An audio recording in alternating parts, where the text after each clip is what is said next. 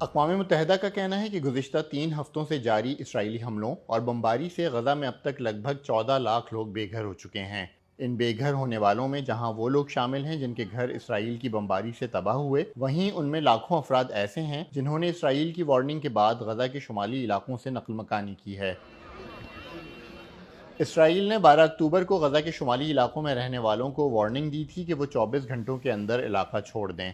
اسرائیل نے جن علاقوں کے رہائشیوں کو انخلا کا حکم دیا تھا ان کی آبادی لگ بھگ 11 لاکھ ہے۔ اسی لیے اقوام متحدہ اور کئی عالمی اداروں نے اتنی بڑی آبادی کی نقل مکانی کو ناممکن قرار دیتے ہوئے اسرائیل کی اس وارننگ کو ناقابل عمل ٹھہرایا تھا۔ لیکن اسرائیل 12 اکتوبر سے مسلسل غزہ کے شمال میں بسنے والے فلسطینیوں کو علاقہ چھوڑنے کا کہہ رہا ہے۔ آخر اسرائیل غزہ کے اس علاقے سے شہریوں کا انخلا کیوں چاہتا ہے؟ یہ جاننے کے لیے اس علاقے کی اہمیت سمجھنا ضروری ہے۔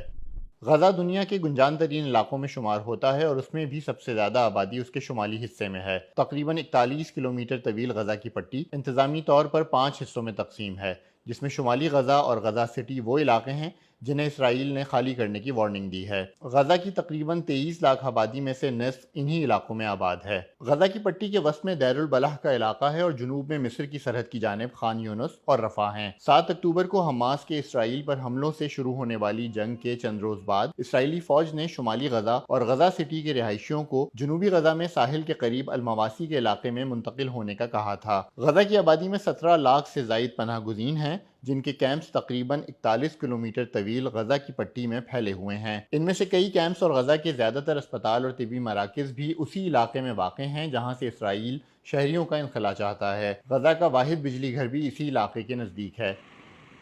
حماس فلسطینیوں پر مسلسل زور دے رہی ہے کہ وہ اسرائیل کی جانب سے دی گئی نقل مکانی کی وارننگ نظر انداز کر دیں، کیونکہ حماس کا الزام ہے کہ اسرائیلی حکومت غزہ کی آبادی کو بتدریج مصر کی جانب دھکیل رہی ہے تاکہ علاقے کو فلسطینیوں سے خالی کرا کے اس پہ دوبارہ قبضہ کر سکے۔ لیکن اسرائیلی فوج کا موقف ہے کہ اس نے شہریوں کو حماس کے ٹھکانوں سے دور کرنے کے لیے انہیں شمالی غزہ سے نقل مکانی کرنے کی وارننگ دی تھی، کیونکہ عام طور پر تصور کیا جاتا ہے کہ حماس کے زیادہ تر ٹھکانے بھی غزہ کے شمال میں ہیں۔ رواں ہفتے ہی اسرائیل نے ایک بار پھر اعلان کیا ہے کہ جو شخص بھی وارننگ کے باوجود شمالی غزہ میں رہے گا اسے دہشت گردوں کا ہمدرد تصور کیا جائے گا۔ لیکن حال ہی میں اسرائیلی فوج نے جنوب میں بھی کئی بار فضائی حملے اور بمباری کی ہے، جن سے مصری سرحد سے صرف 10 کلومیٹر دور خان یونس کے علاقے میں کئی اپارٹمنٹ بلڈنگ زمین بوس ہو چکی ہیں۔ ان کارروائیوں کے بعد جنوب کی طرف نقل مکانی کرنے والے فلسطینیوں کا کہنا ہے کہ انہیں جنوبی غزہ میں بھی انہی خطرات کا سامنا ہے جن سے بچنے کے لیے انہیں اپنے گھر چھوڑنا پڑے تھے۔